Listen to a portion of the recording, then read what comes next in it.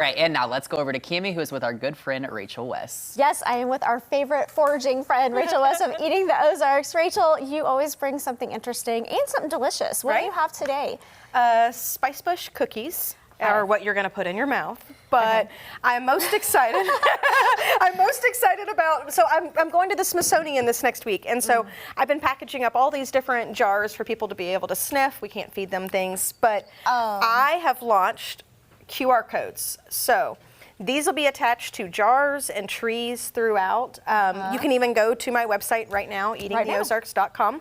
Click on Learn to Forage and go to Tree Tag Education, and you can just click and download. So here's one right now that we're looking at. Which one is this? This is Spicebush. So if you are there at home and you can just take your phone out and scan that, it'll open up the Spicebush page. And that'll tell you like all kinds of things, like how to forage it, where to find it, what it's good for, like all of those things. And so it'll give you some ID photos. It'll give you information on, you know, what the descriptive factors about the plant are, so that as you're standing there looking at it, but it'll also be able to give you recipes. And so that's the thing that I'm the most excited about, is that this recipe and dozens of others can be constantly added to the site, as I have other chefs and things making recipes that then we can share with you right at home.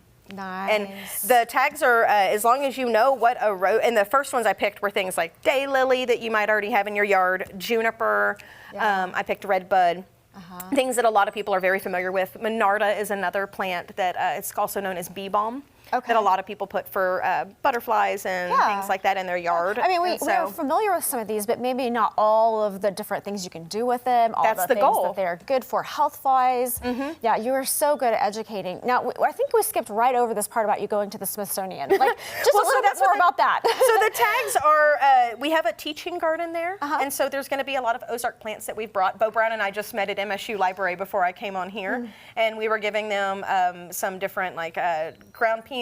We were giving him burdock and all kinds of other plants that we're putting in the garden there. And so my goal is, even when I'm not there, being able to talk to people like I am you right now, I can have this bee balm tag sticking up right there out of the ground for anybody walking past that plant that's curious about it, just to scan it with their phone. So this is like a conference that a lot of people will be there for. And so it is the Folklife Festival, is what they're, there's on DC at the National Mall every year during the 4th of July, week before and week after, they put on this festival, and they bring people from all over the world. What an honor this year, that they're bringing Rachael West in, right? Right, yeah, oh my gosh, there are so many cool people there. Ozark Mountain Daredevils are playing on July 4th. Bo's gonna be on stage, my buddy Rob Connolly up at Bull Rush in St. Louis, he's coming out for it. He's gonna be cooking on the foodway stage as well. Now this is in addition to the cooking book that you just put out too, that I absolutely love. You showed it on the show, and people can still get that online, right? Yes, they can. And that's so they can go to Eating the Ozarks and they can get the cookbook. And again, the tree tags will just give you a preview of a couple recipes that are maybe in the book, and then a lot of other ways to use them. Oh, I love it. And quickly tell us about the Spicebush cookies. I've had your Spicebush cookies before. So Spicebush is one of those, so we have, again, I'm hyper-focused on the Ozark learning teaching garden that they're going to have, and so two of the plants that we're going to be talking about are Spicebush and sassafras there,